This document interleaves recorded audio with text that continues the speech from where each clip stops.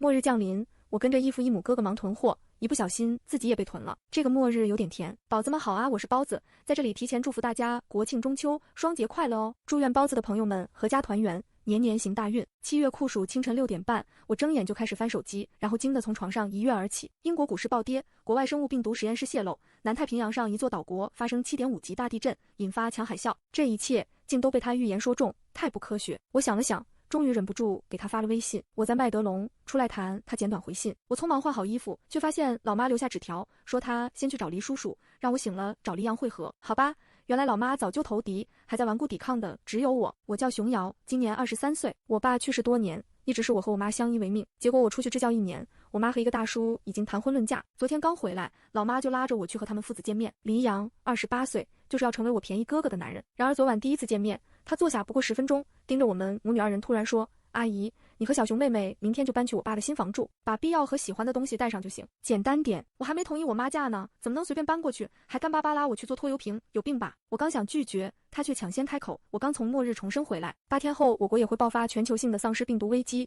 想活下去需要有安全的避难所，多囤物资。我爸那房子楼层高，安全系数好，更适合。”我妈和黎叔叔都听傻了，我就笑得前俯后仰，连妈妈交代要温婉有礼的事也忘得干净。这样的无稽之谈，他一个搞 IT 的码农是怎么编造出来的？我妈之前悄悄告诉我说他刚跟女朋友分手，闹得很激烈，所以我昨晚认为他一定是感情受了创伤，才幻想末日到来。但是早晨的新闻被他说中后，我动摇了。赶到麦德龙超市仓库门口，黎阳正在指挥超市员工搬箱，看着一箱箱货品快堆满一辆中型厢式货车，我又多信了他几分。见到我，他二话不说将我拉到一旁无人处，塞过来一本厚厚的打印纸。既然快成一家人，画过圈的物资由你负责准备，所有费用我承担。我和我爸要负责改造房间和屋顶。我想反驳他，我们才见第2次面，哪门子一家人？但他依旧不给我说话的机会，只异常认真地盯着我问：“看过末日电影吧？知道末日比丧尸更可怕的是什么吗？人心。”我脱口而出：“没吃过猪肉，总见过猪跑吧？”姐也是资深的末日丧尸剧铁杆粉，虽然我还是不敢相信丧尸末日真会突然到来。知道上辈子陈阿姨怎么死的吗？她抱着胸冷冷看我，怎么死的？我心里咯噔一跳。你出去就隔壁一个叫彬彬的小男孩，就再没回家。陈阿姨打电话过来哭了很久，最后我们听见丧尸破门而入的声音。你胡说，我家对门没有叫彬彬的男孩。哼，乱编出纰漏了吧？我急急反驳，听见他话里的漏洞，有种如释重负的感觉。今天下午他就会到舅舅家过半个暑假，你回去就遇上了。我猛地一噎，伸手抹一把额头密密麻麻的汗珠，想起昨天对门大叔确实说过，外甥要来住一阵子，还说孩子要是闹腾，先给我们道个歉。难道他外甥就叫彬彬？我们救不了任何人，烂好心只会害了自己和亲人。所以末日来临和我们囤货的事情不能告诉任何人，记住了吗？他郑重强调，好像真是我哥似的。知道了。我长着一副圣母脸吗？恨恨瞪他一眼，掩饰自己的心虚，心里的天平终究慢慢朝他的话倾斜。我打开物资清单，发现内容分类清晰，面面俱到，果然是理工男的风格。看来他昨晚做了不少功课。此刻在装箱的有各种口味的自发热火锅、自发热米饭、泡面各50箱，还有各类真空包装的腊肠、腊肉、熏鱼、火腿、午餐肉、鱼罐头等等耐储藏的肉类各5缸10箱，然后就是五花八门的水果罐头、烘干果蔬片和巧克力、糖果、压缩饼干之类，分别都有5缸20箱不等。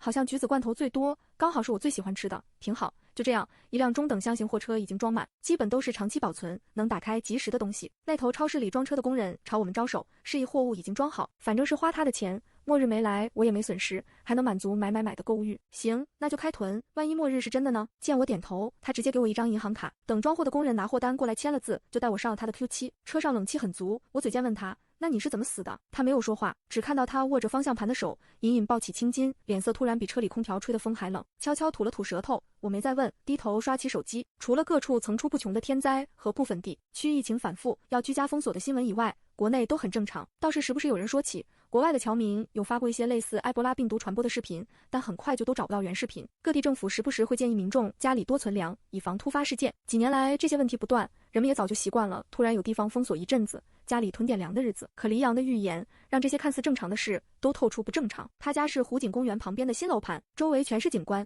只一片别墅区和5幢小高层公寓区，属于地广人稀的高档湖景房。这会子到处是装修的嘈杂声，即使装修好也得晾一阵子才能住人，所以真正入住的业主基本没有。货物全卸在小区外头一间空荡荡的商铺内，那是他昨晚刚租下的。这一排商铺也基本还空着，唯一开着的就是几家卖水暖、五金、管道之类的店铺，还有2家小超市。我忍不住好奇问他，东西就堆铺子里吗？晚一点来拿，少引人注目。想想无处不在的监控和人来人往的装修人员，防人之心不可无。我点头，也渐渐带入末日来临的防备心态。电梯一梯一户，刷卡才能上自家楼层。他抬头看一眼电梯里的监控，然后递给我一张门禁卡，我接了。突然真有种一家人的感觉。他家在17层顶楼，单层面积200多平，跃层式，顶楼带了整片露天阳台，被布置成花园。房子已经装修的差不多，低调简洁，轻奢风，明亮舒适，家具家电齐全。这其实是黎叔叔为老妈准备的婚房吧，看着就是老妈喜欢的风格。老妈是少年宫的舞蹈老师，所以还有一间舞蹈房，贴了整面玻璃墙，难怪着急装修，怕是着急结婚呢。之前老妈和黎叔叔谈恋爱瞒着我，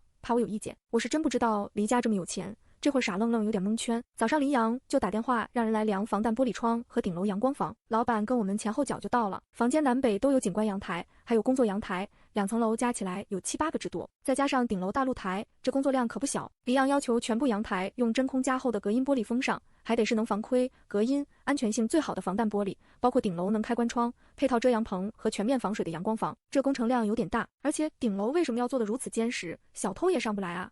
做玻璃窗的老板大概觉得奇怪，黎阳朝我看过来，我收起愣愣的表情，回瞪过去，就听他说，我妹妹有间歇性精神病，她发病的时候会乱丢乱砸，所以安保要万无一失。喂，你说什么呢？谁有精神病？你家才都是精神病！我气得一拍桌子，操起桌上一把锤子，指着他怒骂。他耸肩摊摊手，无奈道：看见了吧，他疯起来连自己和家人都骂，但我爸妈不舍得送他去精神病院吃苦。玻璃老板就用惊恐又怜悯的眼神看着我，连声保证会用安全级别最高的材料，不管我拿铁锤砸，拿菜刀剁都不会留下一个坑，外面人还看不见也听不见。只是他很为难，说时间确实太紧了。看着黎阳对我扬起别有深意的眼神，反应过来的我干脆扬起锤子，凶神恶煞地朝他冲去，结果一个反身被他圈在怀里动弹不得，差点从阳台上飞出去的铁锤也被拦截。老板你看，必须用最快的速度把阳台露台都封好，晚1分钟就多1分危险。加班费随你开，5天内完成行不行？不行我马上找别人。行，我保证保质保量，按时完工。有钱没什么办不到。玻璃老板忙收下定金，也顾不上建议送我去精神病院，兴匆匆拿着量好的尺寸就被人备货去了。戏演完了吧？怎么还不撒手？挣开有力的手臂，我回头白他一眼，却见老妈和黎叔叔拎着大包小包站在大门口，正瞪着我们发呆。妈，你们回来了，我来拿。我忙上前帮忙，黎阳也反应过来跟上。哦，好，车上还有，你们去拿一下。黎叔叔忙道。原来他们买了整整1车衣服被褥之类，我们一起搬了好几趟才完。作为马上要乔迁新居的人家来说，这些一点都不显眼，于是我们都直接坐入户电梯搬运。整完了我又对一下购物清单，在日用内栏记上，羽绒服每人5件共20件，春秋款和冬款棉毛衫每人每记个8套，还有保暖内衣、家居服、打底衫、内衣裤，夏冬各式拖鞋个10套，冬季夏季的袜子各自20盒，其他就是各类床上用品6件套，凉席、空调被等等都是10套，羽绒被、电热毯、枕头6套。还好黎叔叔开商务车，不然一趟还真装不来这么多。这一折腾就到中午，为抓紧时间干活，我们一人一份自发热火锅先吃着。老妈家给我最爱吃的毛肚，微微红着脸道：那个瑶瑶啊，妈妈和黎叔叔打算趁病毒扩散前去把证领了，这样咱们就是一家人，一起共度难关。好，黎叔叔人不错，我没什么好说的，老妈喜欢，他也对老妈好就成。而且如果末日真的来临，我们母女靠上他们父子，算是占了天大的便宜。好，以后我们就是一家人，一定加油撑过这次危机。来瑶瑶，吃菜。黎叔叔很高兴，也拼命给我夹菜，我忙客气谢过。老妈还给黎阳也夹了菜，真是母爱爆棚。我抬头正撞上他的目光，然后默契各自埋头干饭，互相夹菜，表达尴尬的兄妹情，一想想都一阵肉麻。时间紧迫，吃完饭我们就分头行动。黎叔叔先去订电器，原先配好的根本不够用，特别是大容量的静音冰箱和冰柜，计划买上6、7台，不嫌多。黎阳说，丧尸对声音异常敏感，中央空调不能用，而且病毒爆发后，气候也越来越异常，冷热温差越来越大。于是静音的洗衣机、烘干机、消毒柜、空调扇、小太阳、取暖器这些都要多备几台。厨房也要改造成尽量静音、无油烟，而最重要的水电循环和安保系统全部交由黎叔叔父子负责。黎叔叔是高级电力工程师，设置这些不在话下，紧张的是时间。我则负责采购生活物质，老妈负责在家整理，比如刚买的一些衣服被褥都要先洗亮了再收起来，为以后节省水电资源，再将所有物资整理归纳好。我还有一辆沃尔沃在店铺门口车位上，你开着，注意安全。好家伙，真是款爷。黎阳丢给我一把车钥匙，然后我们一起下楼，他去采购安防、线路等原材料，我就继续买。我先赶往各个药店，将能扫的药品都扫一遍。店员奇怪地问我买那么多药品干什么，我说捐赠山区，要是我们能熬到末日过去，今天说的话一定要做到。我暗自想着，板蓝根、蒲地蓝、咳嗽糖浆、牛黄解毒片、健胃消食片、润喉片等等常规用药都各扫了20、30份，还有什么降压药、降血糖药、止痛贴膏和各类酒精棉、创可贴、纱布、消炎药水等都备上不少。毕竟末日里药物肯定是最稀缺的资源。另外，我还在网上订购了成套的手术工具，以防万一，连拐杖、轮椅、担架啥的都备了2套。希望不要用上吧。另外还有血糖仪、测压仪等等医疗器械，毕竟家里有长辈，万一受了惊吓血压升高，还是有备无患些好。可惜因为疫情防控，所有能退烧的药品和消炎药没有处方都很难买到，只能多备点退烧贴和中成药。对了，差点忘记各类维生素，在新鲜食物不充足的情况下，补充适量维生素非常必要。所有 VC、VB、VA、VE、鱼油、钙镁锌硒、叶酸、蛋白粉、蜂胶等等，通通整箱订，直接寄到家里。看着买的差不多了，我决定回家拿点自己的东西。早上出门急，什么都没带，把自己和老妈想带的东西装好，收拾了2个行李箱，最后把所有窗户关严实，天，燃气和电闸全部关闭。刚打开门，就见对门的大叔领着一个小男孩正准备进屋，他笑着喊身边背着书包的小男孩跟我打招呼：彬彬，快叫姐姐。小男孩脆生生笑着喊我姐姐，有2个小酒窝很可爱。我心头一堵，鼻子发酸，猛然间想起什么来，赶紧回厨房将所有剩下的米油菜面鸡蛋零食啥的还有能用的全部搬给他们。大叔惊讶，急忙推辞，我说我们要开学前才回来，这些东西放家里也是坏，不如给他们先吃着，别嫌弃就好。大叔这才接过去，连声道谢。我回一句怕最近疫情有反复，最好多备点物资在家待着，然后拖着行李箱快速溜走。我怕再待下去会忍不住把秘密说出去。外头天天40度高温，马路上很少有行人，但车来车往，一如既往的热闹。太阳照在打方向盘的胳膊上，隔着防晒膜都觉得生疼。车载广播里主持人说着我们要众志成城，早日战胜疫情，回归正常生活。愿望是美好的，人总要有希望才能积极生活下去。等我拉了一车药品回家时，黎阳已经回来，正在阳台上打电话，脸色不太好看。老妈接过我手上的大包小包，提醒我黎阳心情不好，别去招惹他。我撇撇嘴表示知道了，才不去多管闲事。从客厅穿过去时，隐约听见他说什么已经分手，别再找我之类的话。果然是感情纠葛，不过好像是他甩了人家，而不是人家甩他呀，脾气还那么大。话说他明知道末世要来，这个节骨眼上却把谈了2年的女友甩了，可真是绝情。我下意识转头朝他看去，恰好对上他带着怒意的目光，赶紧扭头继续搬东西。还好我是个单身狗，没有感情烦恼。药品搬完才不到4点，我又出去附近的大超市囤些喜欢吃的零食，至于生鲜蔬菜瓜果之类的，等冰柜到货完2天再囤，末日来时能吃多几天。超市里我开始疯狂扫货，桶装薯片、爆米花、辣条、果冻、饼干、坚果、口香糖，看见想吃的就几盒几袋的拿，装了满满4辆购物车，再请超市大妈帮忙送车上。等塞满后备箱，再看后座上还能再塞点，我又返回继续扫。蛋黄派、巧克力派、华夫饼、桃酥、沙琪玛、鸡蛋卷、车甜品。想想黎叔叔他们应该爱吃肉食，就又拿一车肉脯、牛肉干、牛肉棒、火腿肠、鸡翅、鸡腿、鱼干、豆干、鸡爪、鸭脖啥啥的。实在是我在偏远山区里待了1年，想吃零食想疯了，这会儿多少有点报复性消费，而且再不囤点怕以后都吃不着了。顺手塞2袋鸭脖给帮我推车的超市大妈，让她也多存点食物在家。她高兴的连连点头，终于把车子塞得满满的，我才心满意足开回家。别学小熊，后座可不能乱放东西哦。黎阳微信上说把东西先放外头商铺就行，到时候一起运。于是我只拎着2包零食往回走，结果在单元楼门口撞见一个美女哭啼啼扯着黎阳胳膊不放，我嘴里还咬着一只泡椒凤爪，撕拉撕拉抽着冷气。黎阳朝我看过来，我有些尴尬的哧溜一声口水，辣得我眼泪都冒出来，真爽，不认识就不尴尬。我忙装瞎，避开他的目光，快步往单元门走。谁知路过他们身边时，黎阳另一只胳膊直接搭上我的肩膀，一把把我揽过去。小熊别生气，我马上会处理好。我惊愕地瞪眼看他，一颗火辣辣的眼泪跟着滚下来，还带着抽了2下鼻子。那美女也是讶异地盯着我，只掉眼泪忘了哭。看见了吗？小熊才是我真正喜欢的人，而且我们已经住在一起，我和你结束了，以后别再纠缠。黎阳冷冷说完，用力甩开那美女的手臂，直接搂着我的肩转身进了单元门，砰一声将拍打着玻璃门的美女关在门外。一进电梯，她松开我的肩，接过我手上的购物袋，冷冷不说话。我暗暗切了一声，嘟囔着说一句渣男。上一世他被关家里，要我去救他。我抛下爸爸去了，他靠在电梯墙壁上，似乎一下少了很多力气。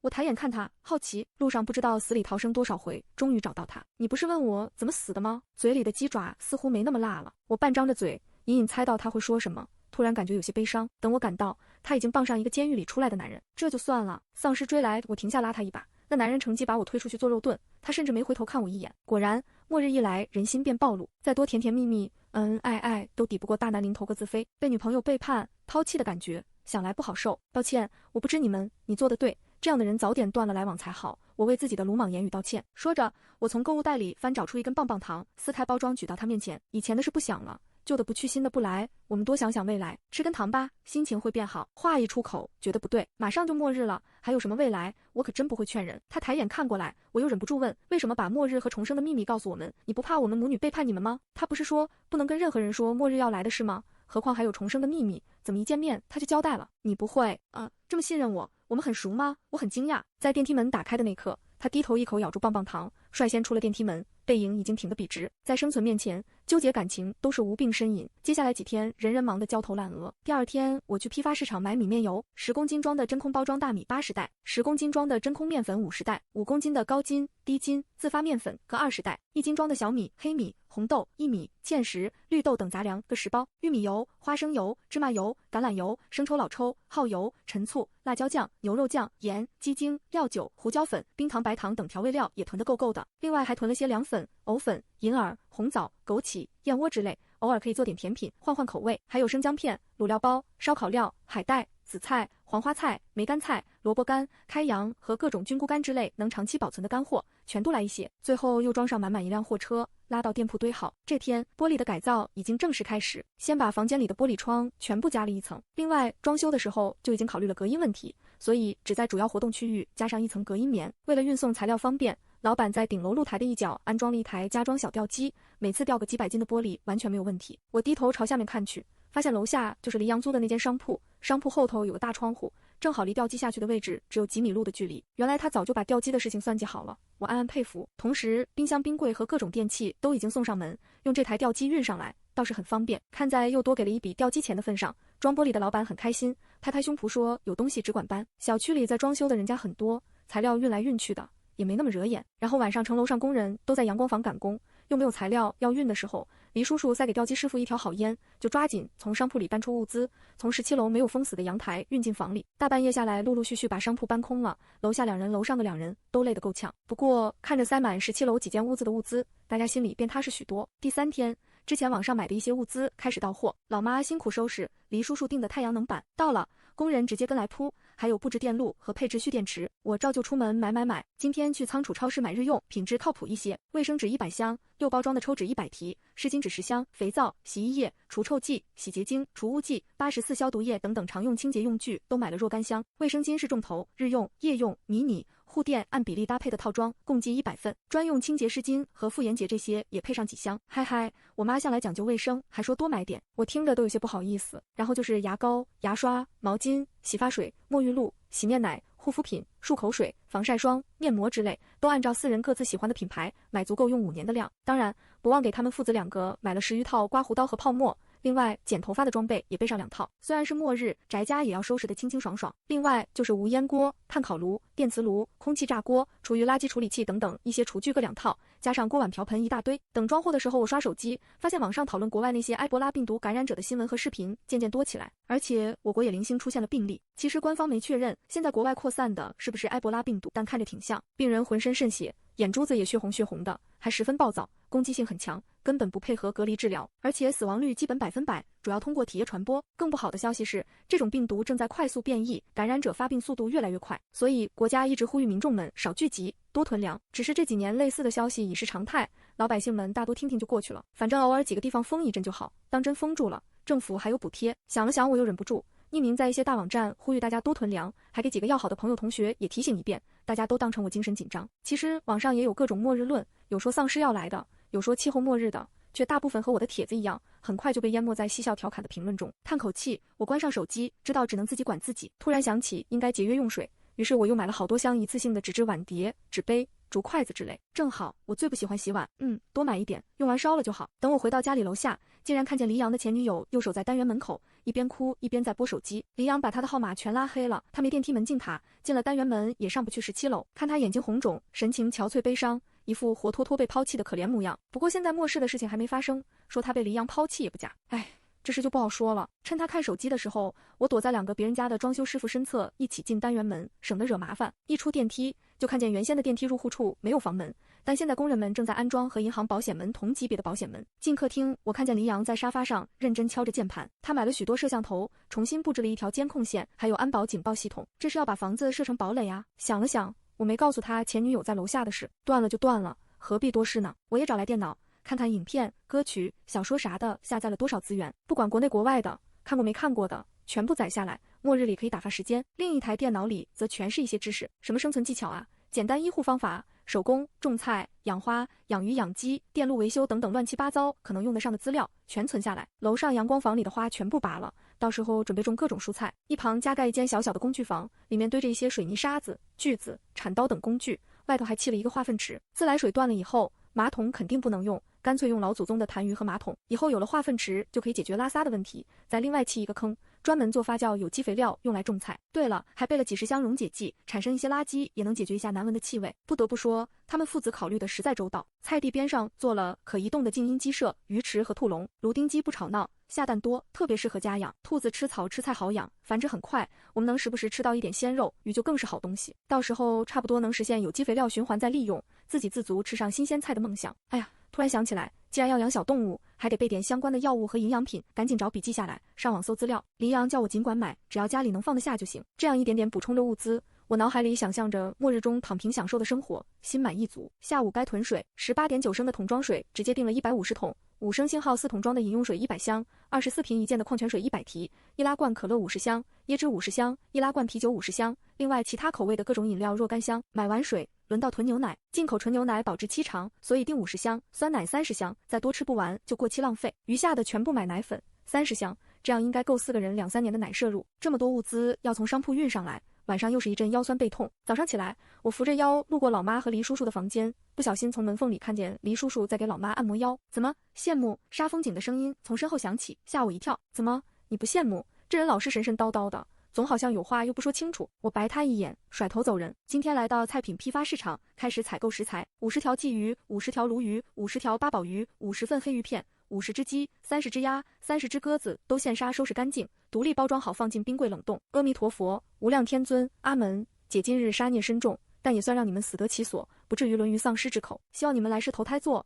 好像末日里投胎做人挺难的，算了算了，缘分自有天定吧。我叹气，然后鲜虾、鱿鱼、黄鱼各种海鲜，加上100斤猪肉、100斤牛肉、50斤羊肉，各种骨头全部新鲜，切成1斤或2斤一份，分装冷冻。另外什么手抓饼、青豆玉米、鸡米花、鸡柳、鸡翅根、牛排之类的冷冻食品也各来上若干袋，估摸着冷柜该装满了，再多吃不完也成了僵尸肉，差不多就好。还有山药、土豆、南瓜、胡萝卜、芋头等耐放的蔬菜分别买上1麻袋。白菜、卷心菜一共50斤，咸菜、干菜、榨菜、笋干、豆腐乳、黄豆酱、萝卜干、咸鸭蛋等等腌菜的1箱，早餐下粥好吃。还好农贸市场就在隔壁，当然不能忘了我的小兔子和芦丁鸡，还有鱼苗和一些菜秧子都让人装车。最后是各种绿叶菜和小瓜果种子，便宜又轻便，各种各样囤它500包，加上肥料、杀虫剂等等。看着他们装好车厢，我给黎阳发了信息，让他接收。回去路上正好路过一家户外用品店，我下车买了一些防护用品，什么防狼喷剂啊、电击棍啥的，在末日里防人或许用得上。至于其他护具和生存用品，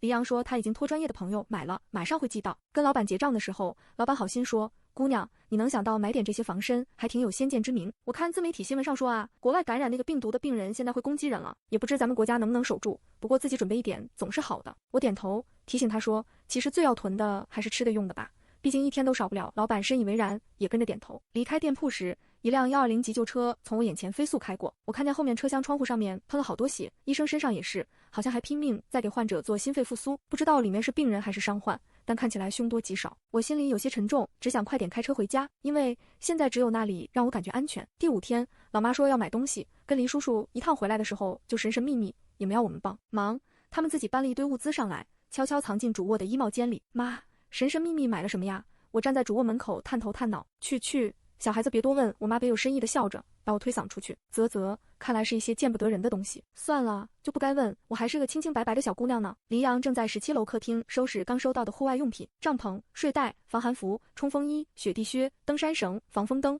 户外燃气炉、无人机、通讯设备、高倍望远镜，还有3套户外用的炭火炉子，能炒菜烧饭的那种。清单上还写着有上千斤无烟炭，想来放在楼下商铺了，真是面面俱到。另外几箱全是标准军粮，什么自热饭、压缩饼干、罐头、能量棒很齐全。奇怪，我囤的食材明明已经很多，吃到过期都吃不完了，他还囤这些。我严重怀疑黎阳有囤货焦虑症，比我还厉害。然后我走过去拆开另外一只大箱子，不由瞪大眼睛，因为里面全是武器，棒球棍、消防斧、防爆套装、锯子，竟然还有匕首和弩箭。我惊讶的想去拿，被黎阳一手按住，他用眼神瞟了一眼还在忙碌的工人，然后将纸箱盖回去。我了然没说话，便从另一边拿起棒球棍，脑子里幻想着面前站着凶狠的丧尸，站起身狠狠挥舞2下，把刚进门来的玻璃老板狠狠吓了一跳。日赶夜赶的，他们还真的提早了1天完工。不得不说，国人的拼搏精神确实能创造奇迹。黎阳和黎叔叔仔细检查，没发现什么问题，便爽快付了工钱，又多给一笔不小的租金，说要借用顶楼的小吊机几天。老板乐呵呵应了，急忙告别离开。这几天他们累惨，也想早些回家囤粮。网络上已经有国内网友发自己亲人朋友发病的视频，病人很快会死，死前很狂躁，死状非常惨烈，但病毒不像肺炎疫情那样可以通过空气传播，因此传染速度不算快。可是明明政府已经尽力隔断那些病人，外头却总有新病人突然发病，还不清楚外头的病毒源头是什么。黎阳上辈子也没熬到出结果。然后黎阳说，后天夜里开始，国内死去没有来得及火化的病人尸体就会复活，成为无意识并带有强烈攻击性和强传染性的丧尸。我已经匿名给科研、医疗、政府机构都发过警告信，让他们用最快速度将病人尸体焚化，不过似乎没有引起重视。黎阳说着，有些无奈。我有点担心，问他，那等病毒爆发了，他们会不会认为跟你有关？要是被当成跟病毒相关的人，黎阳说不定会有麻烦。他看我一眼，扯起唇角轻笑，网络上没人能找到我。说真的，第一次看他笑，很自信，也挺帅的。晚上又是累死累活的搬运工，但再累也得把事做完，早早起床。因为隔天是农历黄道吉日，老妈和黎叔叔去领了红本本，然后带我们去一个高档餐厅，好好吃上一顿新婚大餐，也是末日来临前最后一顿豪华大餐。我们明天不打算出门，专心收拾房间和做最后的安全收尾工作。于是我和老妈下午好好逛了一趟商场，买了大包小包东西。黎叔叔他们2个手都快拎不下，晚上又把夜市里的小吃逛了个遍，最后去超市买了平时会买的鸡蛋、蔬菜、水果、零食之类，大概能够个把星期吃用。感觉超市的人流明显比平时多。最后一天，客厅里的电视新闻整天都开着，政府一直在呼吁民众多囤物资，尽量少出门，还有家里有狂躁出血的病人一定要封锁房门远离，第一时间通知110或者120。越来越多人也察觉出异样的气氛，纷纷去囤货。新闻中超市里、市场里都人头攒动。今天单元楼里装修的工人少去大半，只有零星几户人家在开工。我跟妈妈整理物资，打扫卫生，黎阳和黎叔叔上露台架起梯子，爬过阳光房屋顶，去隔壁单元把那边的露台门直接焊死，这样就不会有人或丧尸从隔壁单元门上露台。而且剩下的那一半露台，黎叔叔又铺上特意多买的太阳能板，光明正大把人家的露台给占了。顶楼大水箱就是我们以后的日用蓄水池，只要自来水一停就截断出水口，加上过滤器，单独接入我们楼下厨房和卫生间，成为专供的自来水。不过再往后只能接雨水来过滤。不知不觉天色已暗，屋里所有的窗户都被加厚的窗帘封得死死的，确保一丝光线都不会露出去。因为丧尸不只对声音和气味敏感，夜里还有趋光性。我被国外直播视频中突然出现的血盆大口吓了一跳，心跳的跟那个一路狂奔还不忘拍视频的视频主同样激烈。哎呀，赶紧逃啊，还拍什么视频？这孩子真是……老妈在一旁着急的要命。然而直到直播手机掉落在地上，里面传出视频主凄惨的叫声，我们都只能干瞪眼。从1个小时前开始，这样的小视频越刷越多，那些没来得及火化的患者尸体复活了，他们咬到人到变成丧尸的速度越来越快。很快，国外大都市的医院崩溃，火车站崩溃，超市商场崩溃，国内大城市也开始零星出现这类视频。本地的小视频倒还好，视频主们大多躲在家里不敢出门，暂时还未见到咬人的丧尸，不过也有故意出去转悠的视频主。我看一眼时间，晚上8点。从被黎阳侵入的小区监控中看见最后一个来看装修进度的业主急匆匆离开，现在整个单元只有我们一家有人。黎阳黑了本幢楼的监控网络，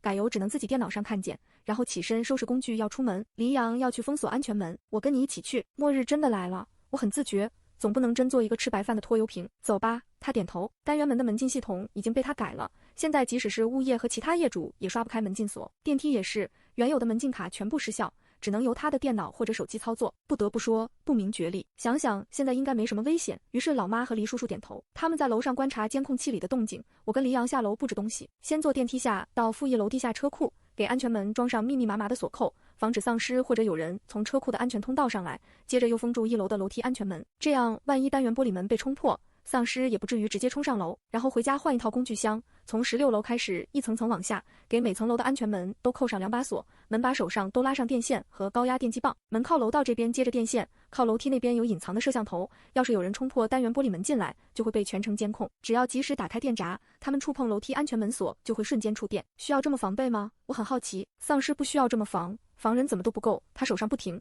淡淡回我没多说什么。他安装我就递工具，防人之心不可无，有备无患总是好的。最后我们坐电梯到1楼门厅，他去拿门厅里的消防斧，我往玻璃门走过去，想确认门是否锁紧。突然咚一声闷响，冷不防半张血肉模糊的脸狠狠撞到玻璃门上，和我的目光对了个正着，差点跟我脸贴脸。那半边脑袋露出森森头骨，血红凶残的眼珠子瞪得快要掉出来，血肉残挂在他的牙齿上，嘴还不停贪婪地咂巴着，就像看恐怖片时被突如其来的恐怖镜头吓到。我惊得下意识尖叫一声，往后跌了2步，撞进黎阳怀里。他一把抱住我，飞快躲进门边的视线死角，伴着如猛兽一般的嘶吼声，钢化玻璃门被砸得咚咚作响。我死死咬住唇，再没敢出声，反手紧紧搂住他的腰，只感觉到2个人扑通扑通剧烈的心跳。这是我第一次见到真正的丧尸，而且距离这么近。实话说，我很害怕，控制不住手脚发软发抖。别怕，他进不来。黎阳低低的声音在耳边响起，让我好受许多。电梯口在正对着玻璃门的位置，我们没有动，直到那个穿着保安衣服的丧尸找不到目标，又被外头凄厉的惨叫声给吸引走了，我才反应过来，自己和黎阳靠得太近，一把推开他。这么快过河拆桥？他从容捡起地上的消防斧和工具袋，说一声，看来门很结实，我们回去吧。那丧尸昨天还在大门口给我行过礼，是个爱笑的清爽小哥。我垂头没说话，默默跟他走进电梯，情绪实在不高。他们已经不是人了，别多想，以后还会有更多。而且第一次见到这些恶心恐怖的丧尸，会害怕正常。你没乱动乱喊，已经算镇定。对，我就是个普通人，只想自己能好好活着，其他什么都做不了。我暗暗告诉自己，只是没想到他竟然会安慰我，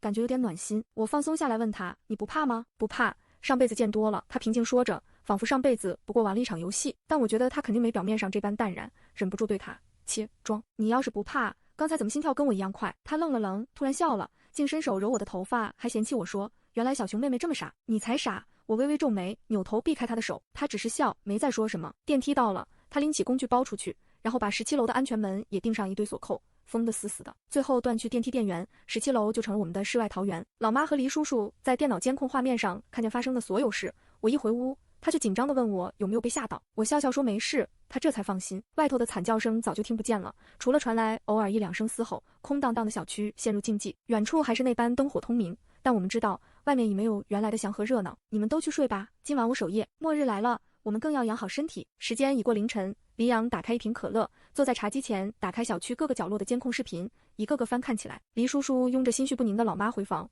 我也老实回床上躺着。只是伸手不见五指的黑夜里，那张血肉模糊的脸总在我眼前晃荡，我根本不敢闭眼。而且因为没有空调，屋里风扇吹出来的风也是热的，闷得很。于是我干脆抱起靠枕，光着脚去客厅。黑暗中，只有笔记本屏幕的光打在黎阳脸上，亮亮的。他转头看看我没说话，默默挪开身子，坐到沙发前面的地上。我不客气地趴到他身后沙发上，看着他一边翻动监控视频画面，一边戴耳机刷着手机上的视频和新闻，不知不觉竟很快睡去。末日如期到来，视频和新闻中外面的世界犹如人间地狱。政府呼吁大家尽量待在家里，政府一定会尽快制出疫苗，控制病毒传播。我们4人躲在楼上，简直像人间仙境一般安逸。真的感谢黎阳，若不是他带我们母女过来，此刻我们肯定面临无尽的绝望和恐惧。于是我决定下厨做好吃的，而且那么多菜，不吃就浪费了。现在水电天然气都还有，超静音的油烟机开起来，炒菜完全没压力。午饭做了青椒小炒肉、韭黄炒蛋、酸辣土豆丝、红烧排骨、鱼香茄子，再加一盆清淡的虾皮丝瓜汤。天气太热，给老妈来一听椰汁，我喝冰镇可乐，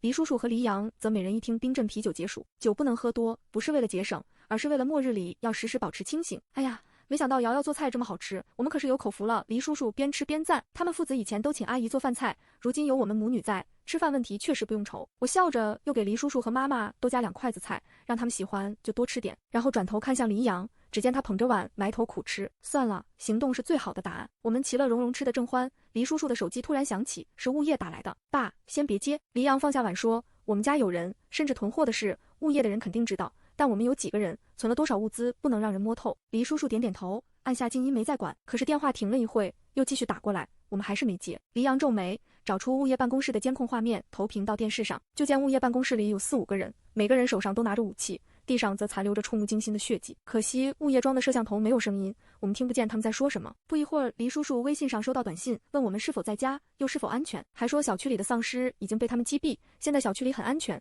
他们想过来看看我们是否需要帮助。老妈看了信息有点感动，外面都这么乱了，他们还坚守岗位，真是负责任。妈，他们很多是外地人，应该是被迫留在小区里。老妈总爱用最大的善意揣测人心，但我不是，我不想将人想得太坏，但也不会将人都想得太善良。黎阳看看我，点头说，现在病毒刚开始，还看不出人心善恶，总之我们尽量不接触外人。说完，他接过手机打字，谢谢，我家人朋友都在，单元门已锁牢，还有消防斧做武器，很安全，只等政府救援。半晌后那边回复，有需要就联系。放下手机，我们继续吃饭，黎阳却捧着饭碗，目不转睛地盯着监控视频看。我也跟过去，发现他们拿起武器，小心翼翼出了小区大门。不多久后，慌里慌张拎着大包小包回来，看来是去外头的小超市囤货了。小超市的监控看不到，只隐约看见他们身上带着红红的血迹，也不知是丧尸的血还是……老妈和黎叔叔也过来看。老妈犹豫说：“那超市老板肯定已经变丧尸了，所以东西随便拿了吧。”看着监控中他们一趟趟搬东西进来，甚至还有五金店的一些工具，我希望一切如老妈所说。回头看老妈要收拾碗筷，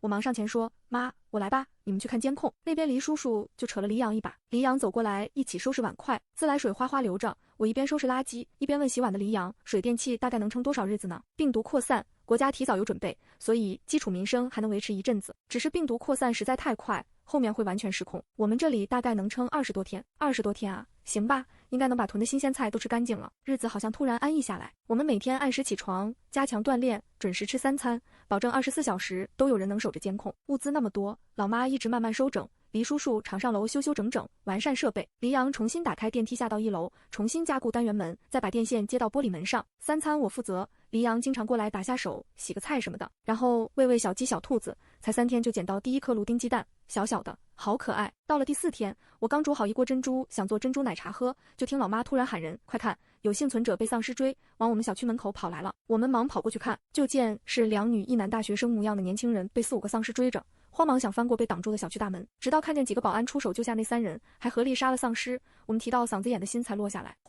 看来那几个保安心肠还是挺不错的，老妈拍拍胸脯说。可是我不经意间转头，看见黎阳的眉头皱得很紧。夜里我又抱着抱枕过来，黎阳却将摄像头画面调开，第一次要我回去睡。黎阳，别什么都自己扛，我希望成为与你相互扶持的伙伴，而不是楼上笼子里不愁吃喝的傻兔子。黎阳从不主动提及他上一世在末日中求生的经历，我觉得他想为我们打造一个世外桃源，还不忍破坏我们原来看待世界的善良。可我不想这样，我们应该学会接受现实，应对不可预知的未来。你猜到了。沉默良久后，他低声说：“上一世他们做了什么？”我坐到他身边，直截了当问。他没有马上回答，而是重新调出物业办公室里的那几个视频镜头，镜头里的画面瞬间刺痛了我的眼睛。那个男生被打得蜷缩在地上，2个女生早已衣发凌乱，抱在一起颤抖哭泣，有3个保安围着他们动手动脚，另外2个好像心有不忍，站在一旁低头不吭声。应该另外还有2个人在外面守夜吧？禽兽！病毒这才爆发几天，他们就敢干这样伤天害理的事，我气愤极了。真恨不得现在就抄起一把刀去救下那3个年轻人，可这个念头只是一闪而过。看着一个女孩子被人拖走，消失在监控里，我狠狠咬住唇，别开头，眼眶发胀。上一世那个保安队长来过我家打探情况，但我们没准备什么东西，他们进来看2眼就走了。我不知道他们是不是做了跟今夜一样的事，但我知道那个男人心怀不轨。黎阳的声音压得很低，微光中他看向我。小熊，你会不会很失望？我不是英雄，我知道他努力想给我们一个安全的堡垒，而且他们有7个轻壮，我们盲目冲上去不是英雄，而是笨蛋。可你已经在尽力守护我们了啊，对我们来说，你就是英雄。认真看着他闪亮的眼睛，我诚心说，黎阳，谢谢你。第2天，黎阳把晚上的监控录像重播给黎叔叔和老妈看，老妈惊恐捂住嘴，眼泪止不住掉下来。或许这一刻，末日的残酷才真正展现在我们眼前。日子就这样过着，我们心情都变得有些沉重。监控里2个女孩已经沦为一群男人的玩物，那个男生则是奴隶，都被欺压得很惨，但总归活了下来。大约10多天后，网络断了，手机、电视成为摆设，想知道外部信息只能靠收音机。不过手机通话和短信功能还在，只记得之前新闻上一直循环播报，让幸存者自行想办法前往本市几个安全基地，官方已经没有多余的力量来